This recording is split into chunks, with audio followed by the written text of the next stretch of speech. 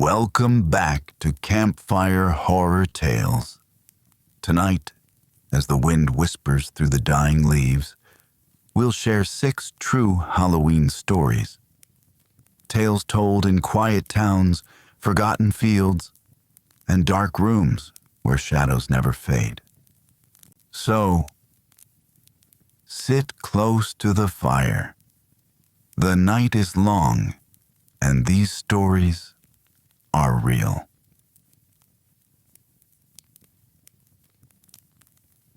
When I was a kid, Halloween meant 2 things on my grandfather's farm: the smell of smoke from his pipe and the sound of hay crunching beneath our boots as we walked out to the cornfield at sunset. That was the night we raised Hollow Jack, the old scarecrow that stood guard every year. Grandpa said it wasn't about keeping birds away. It was about keeping something else out. I never asked what, because when he spoke of it, his eyes always drifted toward the tree line, like he expected something to be standing there.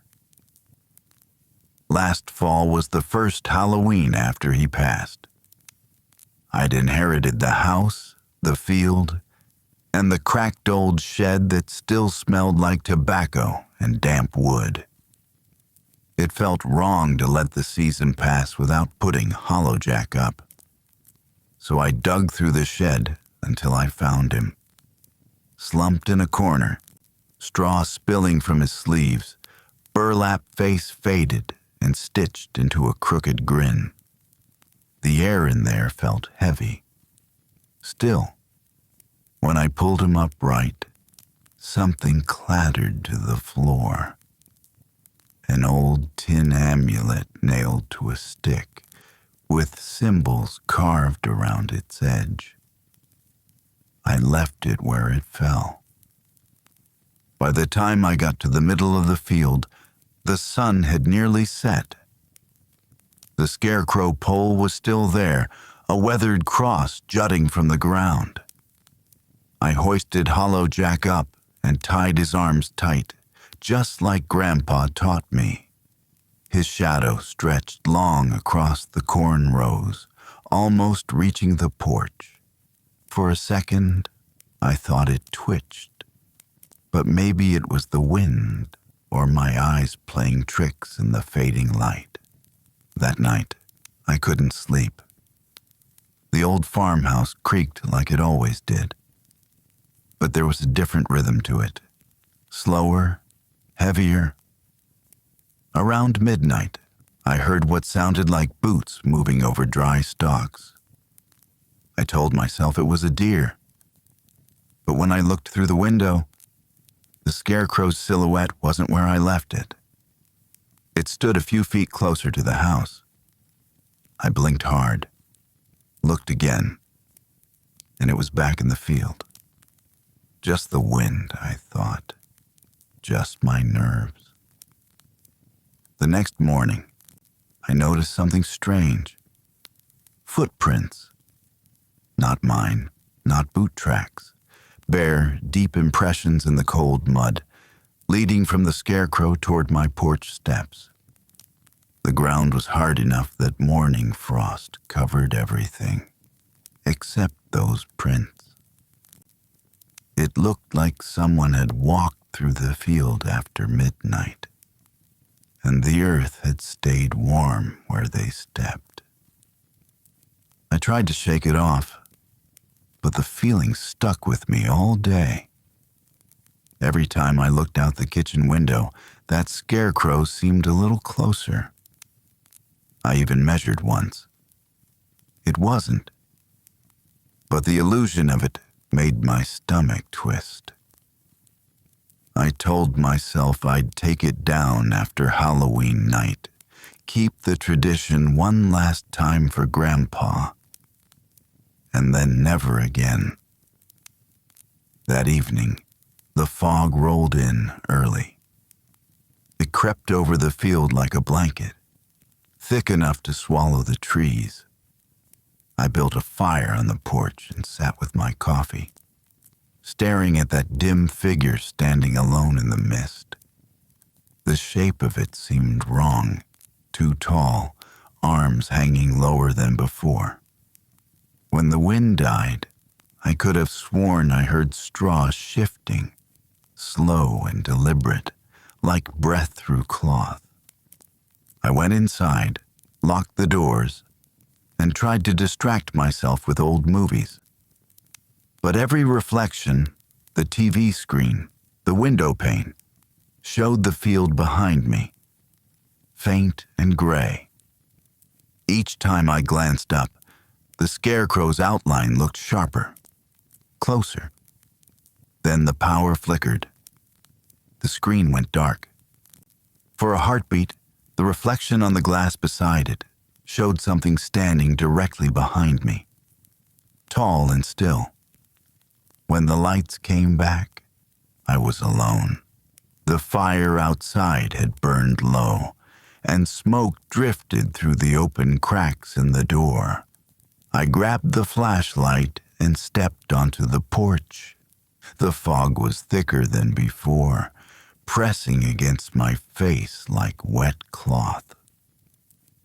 The beam cut through it in trembling arcs, but the scarecrow was gone. Only the pole remained. Something moved near the corn. I heard the whisper of stalks parting, the faint scrape of wood dragging through dirt. I called out, "Who's there?" My voice swallowed by the fog. Then I saw it.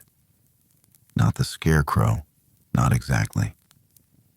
Its outline was wrong, stretched thin and swaying like its bones were bending where they shouldn't. It stood between the rows, facing me, head tilted too far to one side. I backed up slowly, reached for the door, and froze. On the window behind it, the same window above my bed, a handprint appeared from the inside.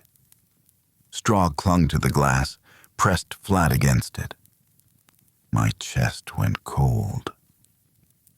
I ran inside, bolted the door, and didn't sleep at all that night. When morning came, I found the scarecrow back on its post, exactly where it belonged. But its burlap face was different. The grin was smaller, tighter, and one of its button eyes had been replaced by something I recognized. A coin-sized piece of tin with carved symbols around the edge. The one that fell in the shed. I don't raise hollowjack anymore. The field lies empty now, the soil untended. But sometimes, just before Halloween, I see a long shadow stretch across the porch at dusk. It doesn't come from the trees or the house. It's too tall, too thin, and it always stops right beneath my window.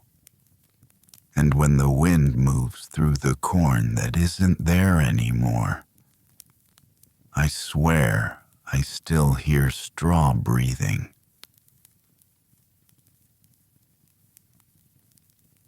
My cousin Jenna used to volunteer at a community center downtown, the kind that ran charity drives, bake sales, and small Halloween events for families who couldn't afford the fancy stuff. Every October, they'd organize something called the Costume Swap. People would bring in old costumes, hang them up, and trade for something new.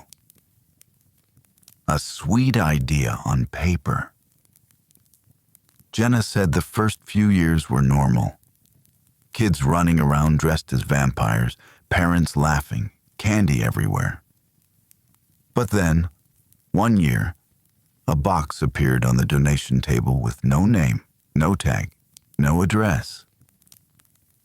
Just a single black and gold costume inside, neatly folded and smelling faintly like burnt sugar. She said no one remembered who dropped it off. The fabric looked expensive, velvet with golden stitching and a long mask that covered the entire face. Everyone assumed it was some kind of theater prop.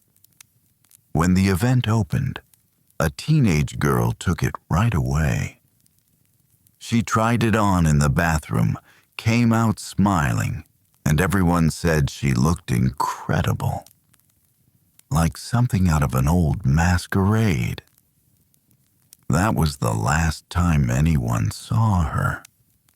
The news called it a missing person case, but the community center shut down the event for a while afterward.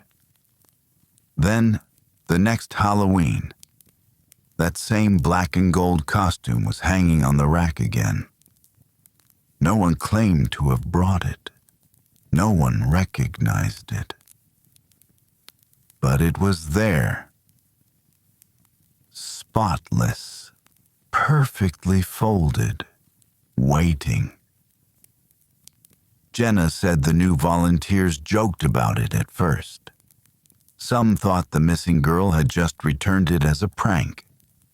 Others said the police must have dropped it off by mistake. But when another kid took it, a boy this time, the same thing happened. Wore it home, never came back. After that, the community center staff boxed the costume up, sealed it with duct tape, and shoved it in the storage closet.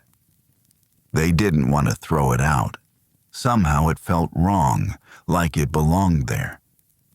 Jenna said that box made her nervous. She worked night shifts cleaning up after events, and sometimes, when she passed the storage door, she'd hear rustling inside. Not loud, just fabric shifting, like someone breathing through cloth. One Halloween, a few years later, they decided to hold the swap again. New management, she told me. Fresh start. The place had been repainted, the old boxes cleared out, supposedly.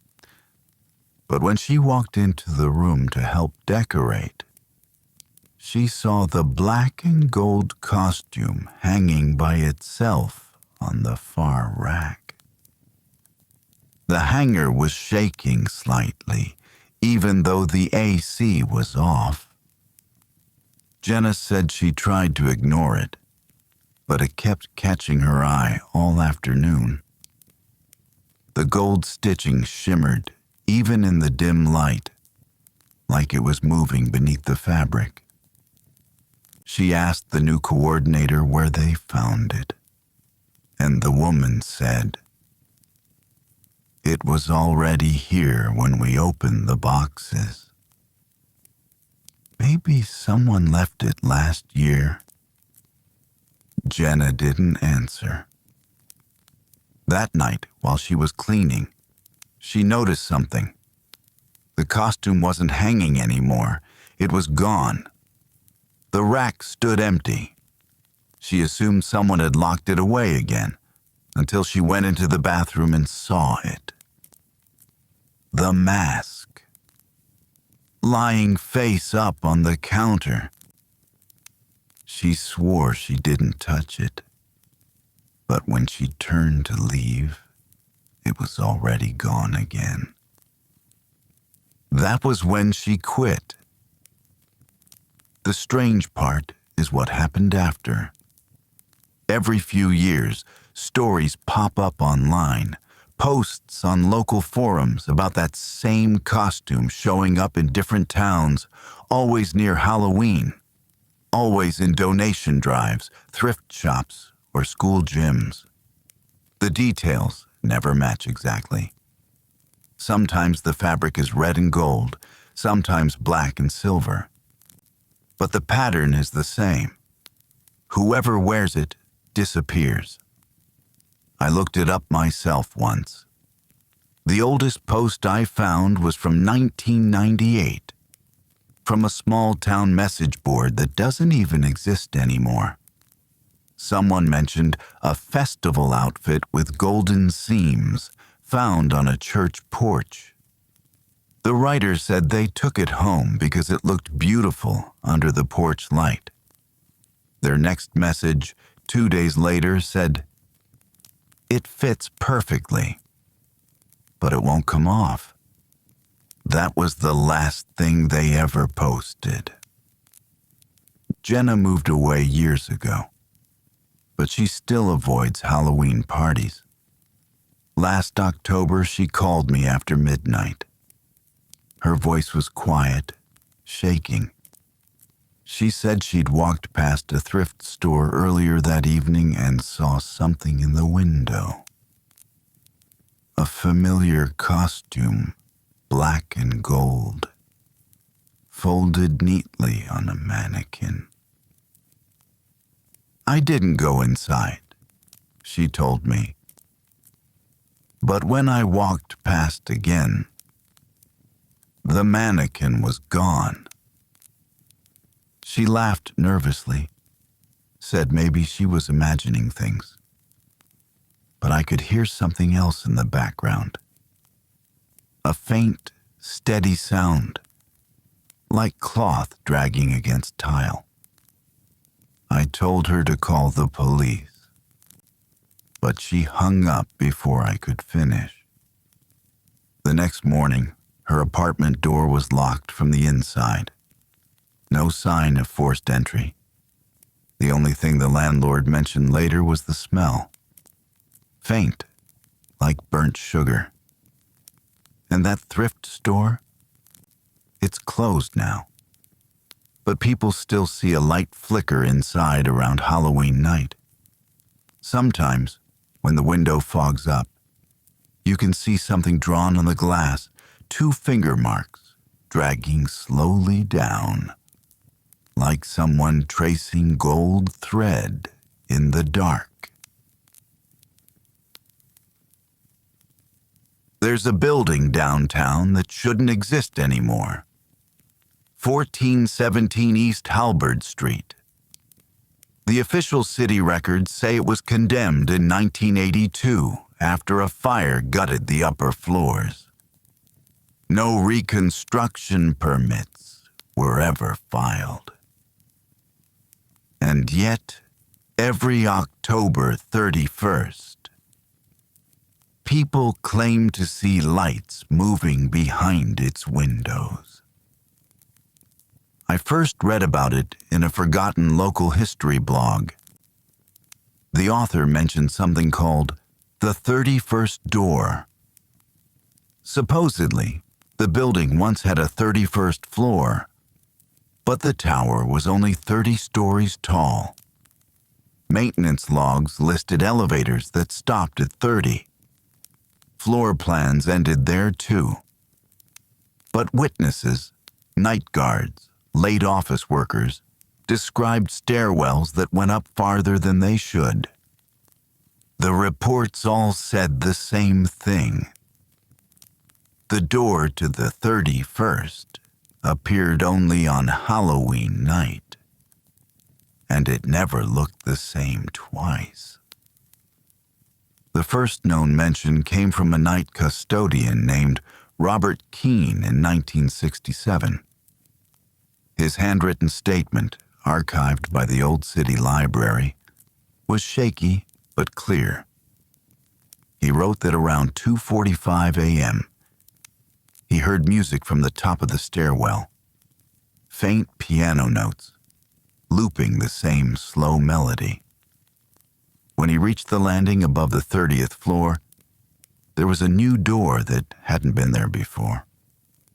Black wood, brass handle, a small gold plaque that simply read 31. He said he knocked once. The music stopped. Then he heard a woman's voice whisper from the other side, "You're late." No one saw him again after that shift. A month later, another janitor took the job. He quit after one night. His report mentioned wet footprints leading up the stairs and a half-burned piece of sheet music lying outside the closed door. The notes matched a song called Autumn Requiem, a composition with no known author, last copyrighted in 1931. After the 1982 fire, the tower was sealed off, and the building fell off city records. But every decade or so, someone uploads a new story, grainy photos of stairwells, shaky footage of doors with numbers that shouldn't exist. The strangest case happened in 2003. A group of college kids broke into the abandoned tower on Halloween night to film a ghost hunt. The footage, found years later on a corrupted hard drive, was never officially released. But a few screenshots circulate on dark forums. They show the same thing every time. A door at the top of the stairwell, cracked open, with pale light spilling out. In the reflection on the doorknob, you can see faces that don't belong to anyone in the group. One of the crew, a guy named Mark Jennings, vanished after the shoot. The others said he went ahead through the door and never came back down. Police found his camera 2 floors below, but not a single frame past that final shot. Just static and faint piano music under the noise. I didn't believe it until last year, when I started working on a documentary about urban legends in abandoned buildings. I found 1417 East Halberd easily enough. It's wedged between 2 parking structures, windows boarded up, reeking of damp concrete. I expected a pile of rubble inside. Instead, the stairwell was perfectly intact. Every step echoed like the building was hollow. My flashlight caught faint shoe marks on the stairs, not dusted over, but fresh, pressed deep into the grime. At the 30th landing, the air changed. Warmer. Like the floor above was still alive somehow. Then I saw it. A door, darker than the walls around it. The number 31 painted in chipped gold. No plaque this time, just the number itself, written directly on the wood. The knob was cold metal, and when I touched it, the faint sound of a piano drifted from behind it. The same melody I'd found in those old police notes. Autumn Requiem. I started recording. My camera's battery dropped from 87% to 12% in seconds.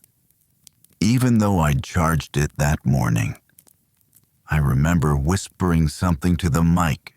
I don't even know what. Maybe my name, maybe the time. Then the door handle moved. Just slightly. Like someone testing it from the other side. The piano stopped. I took one step back, but the stairwell behind me looked longer than before, the shadows bending inward. I blinked, and the door was open.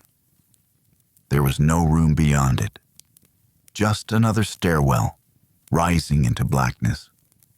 On the wall inside, I saw dozens of numbers scrawled in chalk, 31, 31, 31, repeated over and over, fading upward until the steps disappeared into dark. I reached for my flashlight. It flickered once, twice, and the beam caught something written at the base of the door frame. "Don't be late this time." When I looked up again, the door was gone. Only the concrete wall remained, smooth, unbroken. I checked my recording later. The video ends before I even reach the 30th floor. The audio cuts out right after I say, "It's warm up here." But if you listen closely under the static, you can still hear a faint piano loop. No one else believes me, and maybe I don't either. But sometimes, when I take the subway past Halberd Street, I catch a glimpse of that tower through the window, lights glowing faintly in the top floor. And I swear, if you freeze the reflection at the right frame, there's a new window above the 30th story. A small, dim square of gold, and behind it, the shadow of a door waiting to open again.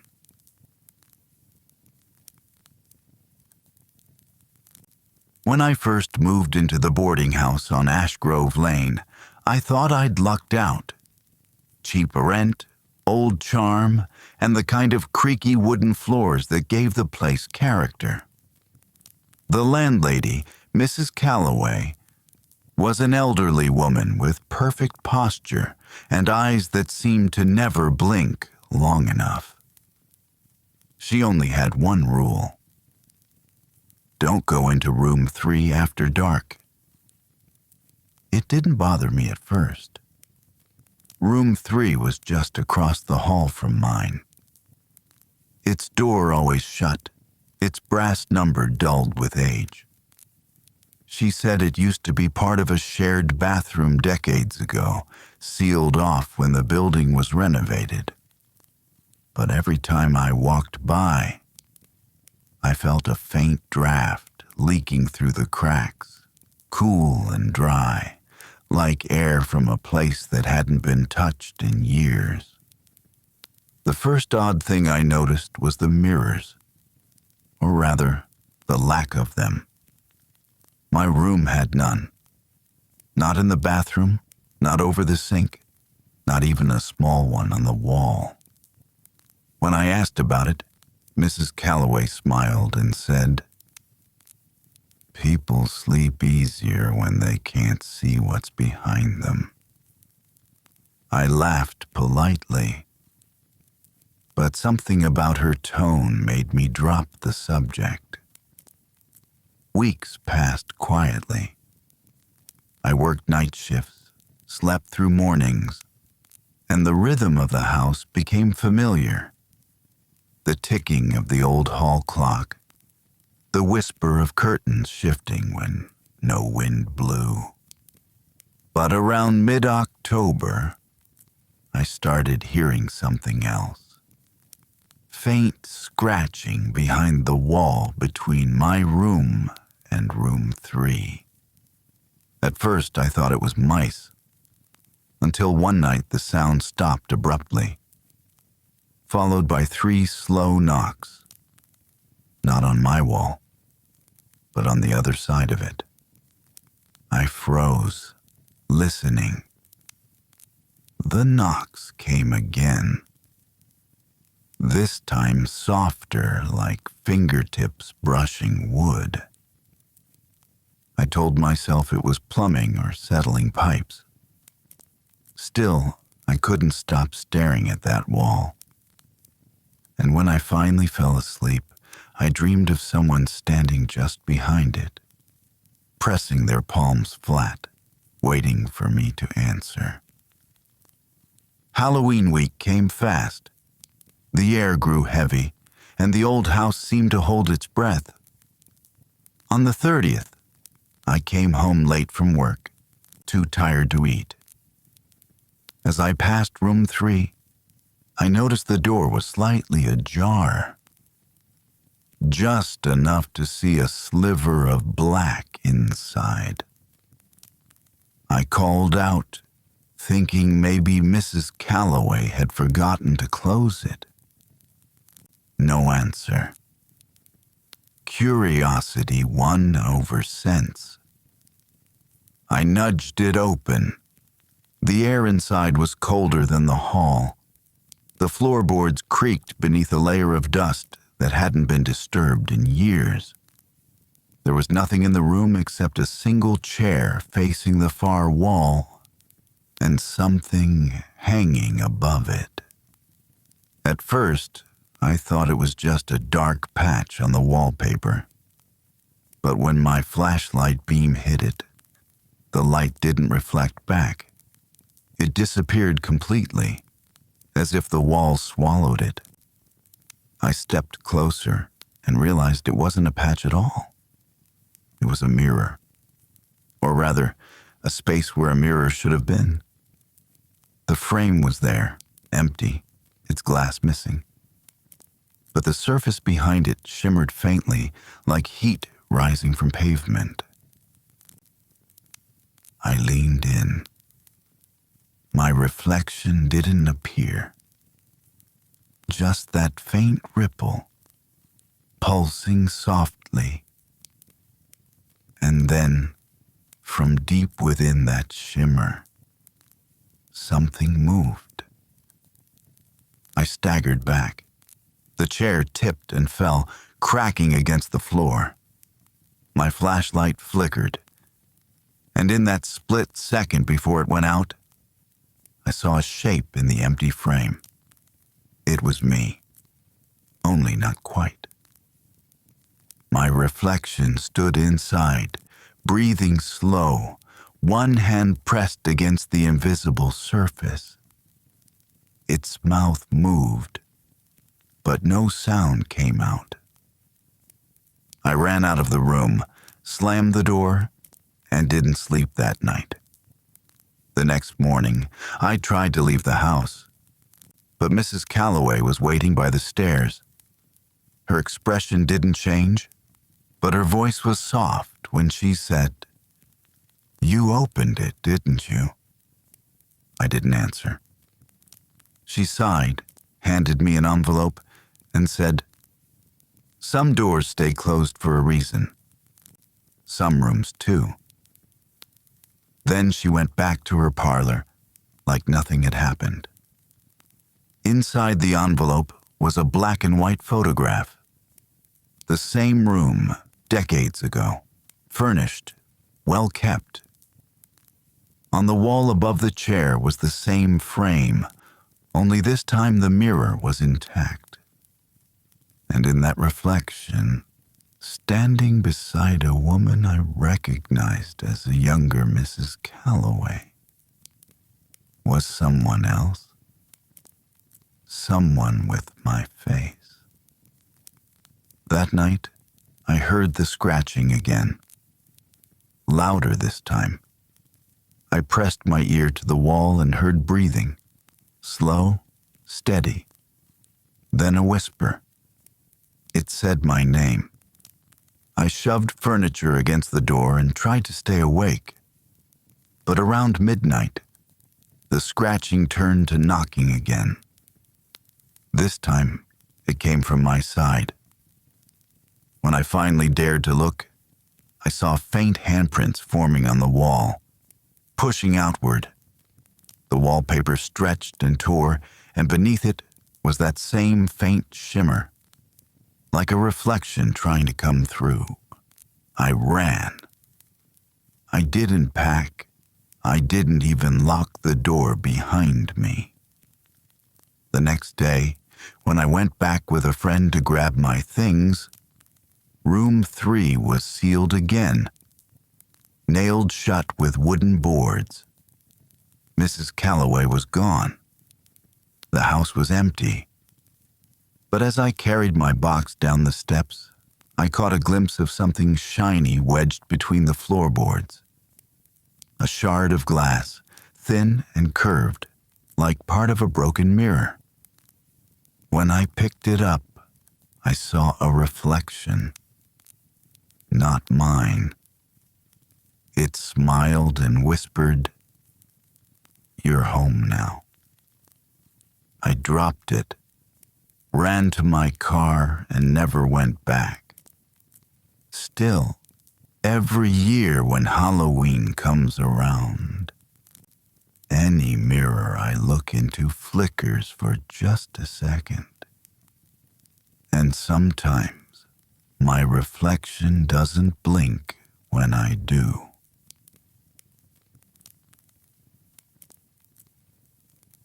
My uncle was a police officer in northern Vermont.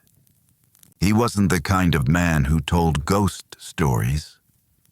But one Halloween, he got a little drunk at our family dinner and shared something that never left me.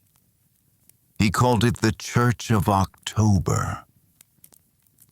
He said there was an old road near the edge of a town called Briar Hollow, where the pavement turned to dirt and the trees grew so close together you could barely see the sky.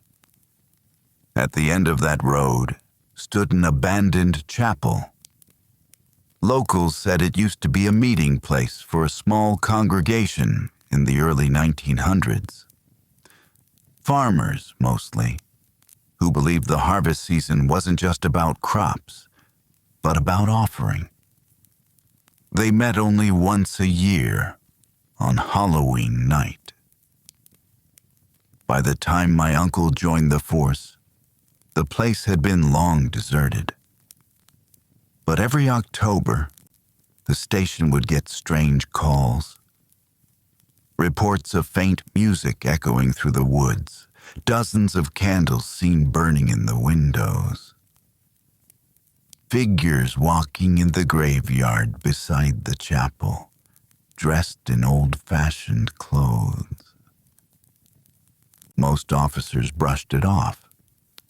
But in 1998, a teenager went missing on Halloween after daring his friends to sneak inside the church. The kid said he'd gone in alone while they waited outside. After 5 minutes, the candles inside suddenly went out.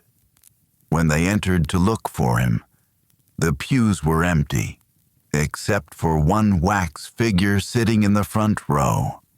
Its face melted smooth, hands clasped in prayer. That's when the department decided to investigate. My uncle was one of 5 officers assigned to check the property. He told me the forest felt wrong as soon as they arrived. The air was heavy, sweet with the smell of burned wax. Inside, everything was coated in dust, except for the altar, which was spotless.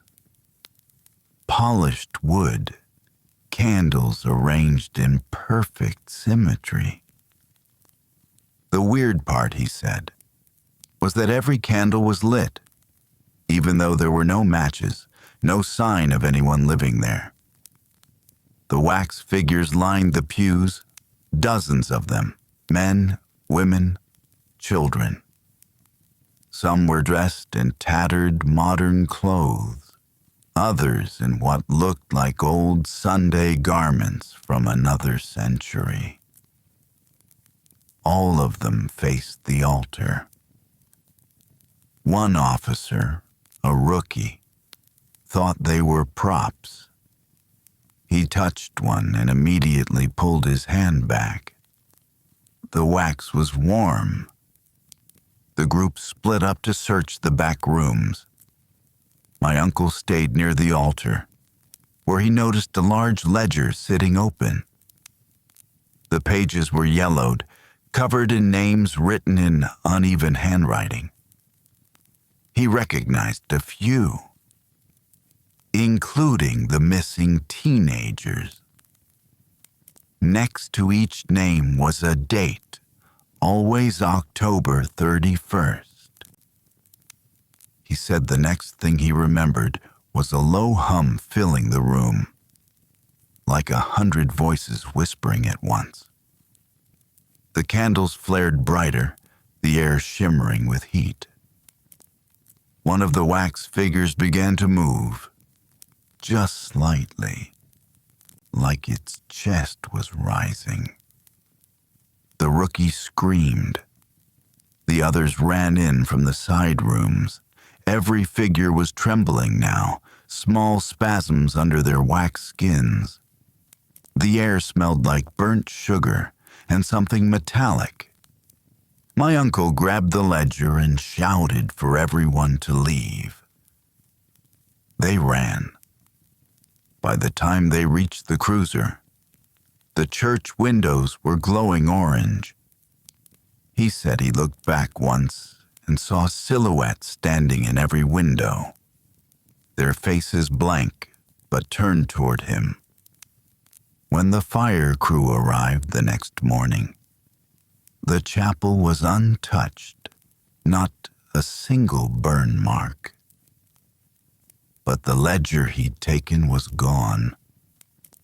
He tried to file a report, but the department dismissed it as stress and heat exhaustion.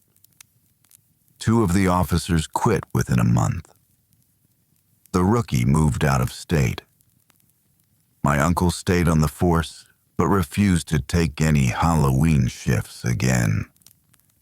Years later, after he retired, he showed me something he'd kept locked away in a box, an old photograph.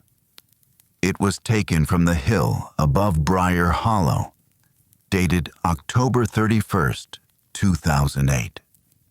The chapel windows glowed faintly, just like he described. But there was something else in the picture. A group of figures walking single file into the trees, carrying candles.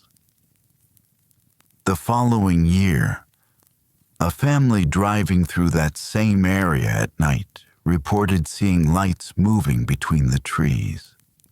They said it looked like a procession. Dozens of people holding candles, all heading toward the abandoned church. No one lives in Briar Hollow anymore. The town was evacuated after a landslide blocked the main road a few years ago.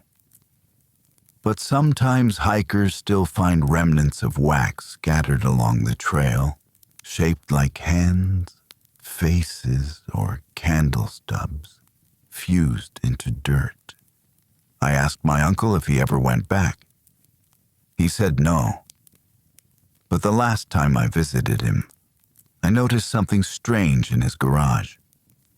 A single candle sitting on a shelf, half burned, with dried wax pooled around its base. When I picked it up, he told me not to touch it. Why? I asked.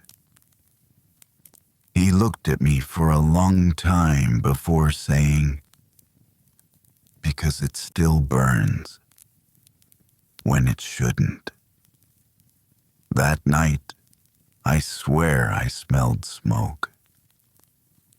And just before midnight, every candle in his house lit itself.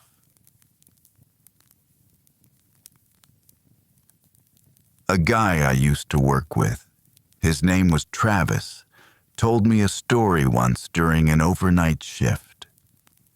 He was the kind of quiet you get from growing up somewhere too small, the kind of man who stared at parking lot lights, like they reminded him of something. It was almost Halloween when he finally told me what happened to his sister. He said that back in his hometown of Morrow Creek, there used to be a traveling carnival that came through every 13 years. Always the same week, October 26th to 31st. The posters just appeared overnight, nailed to trees and telephone poles. No one ever saw anyone hang them. They were printed in black ink on faded paper, the words simple: "The night Carnival returns. 1 week only." His parents told him it was an old tradition, something left over from before the war. The town square would light up with string bulbs and music that sounded like broken calliopes. Rides that looked half rust, half dream. The kind of fair where everything felt too old to still work. But somehow it did. When Travis was 8, the carnival came. He went with his older sister, Ellie. He remembered the smell of popcorn, the flicker of orange bulbs, the Ferris wheel creaking against the night sky. Ellie loved it. She wanted to ride everything twice. Their parents let them stay until midnight. But when the lights went out for closing time, Ellie didn't come home. They searched the fairgrounds for hours. Only the faint hum of generators remained, echoing across the empty lot. By sunrise, the tents were gone. No tire marks, no trash, just flattened grass and an old ticket stub lying in the dirt with the number 31 printed in red ink. The sheriff called it a runaway. Travis never believed that. 13 years passed.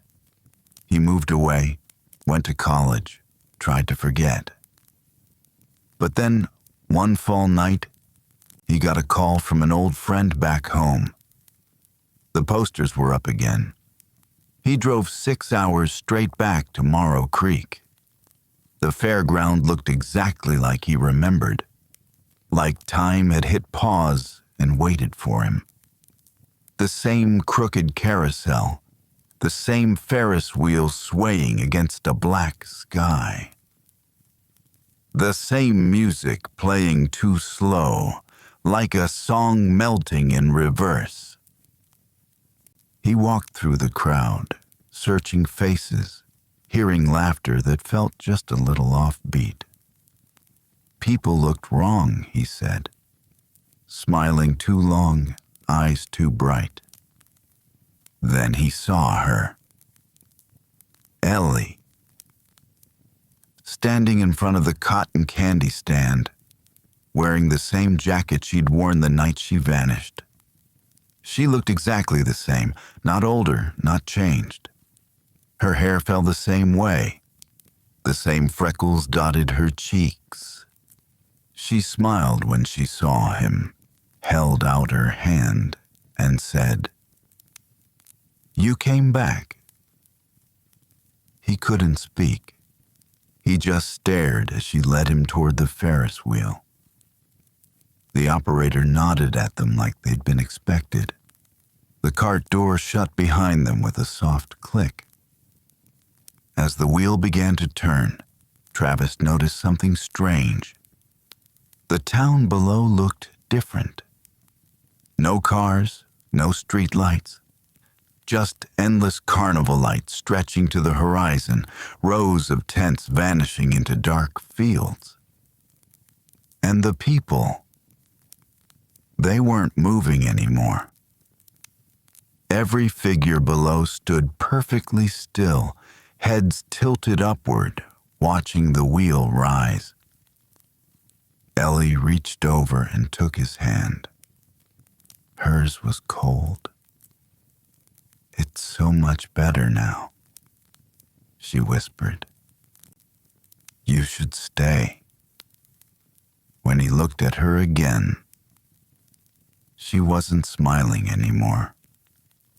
Her skin looked waxy, her eyes glassy under the blinking bulbs. Then the wheel stopped.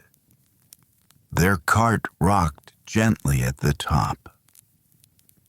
Below them, the carnival lights began to flicker, one row at a time, going dark in perfect rhythm. From above, it looked like the glow of candles being snuffed out. Ellie turned her face toward him, the motion stiff mechanical. "It's almost closing time," she said. "You're late." He screamed, though he said later he wasn't sure if it came out loud. The next thing he remembered was running through the empty field, the carnival gone, his hand still clutching something. A crumpled ticket, damp with dew. He showed me that ticket once. I swear I saw faint writing beneath the printed number. When he turned it under the light, the words shimmered in red ink. Admit 1, return, ride only. He kept it locked in a box after that. Said sometimes he'd wake up at night to the sound of carnival music playing faintly from outside, even though there was nothing but fields for miles. Last Halloween, he didn't come into work. No call, no message. Just gone. A week later, I found an envelope in my locker with my name on it. No return address. Inside was that same old ticket. Perfectly clean now. Not a wrinkle on it. And on the back, written in fresh red ink, "See you at the next one." I threw it away, of course. Burned it even. But last night, when I got home, there was a poster nailed to the tree outside my apartment. Same faded paper, same black ink. "The night carnival returns. 1 week only."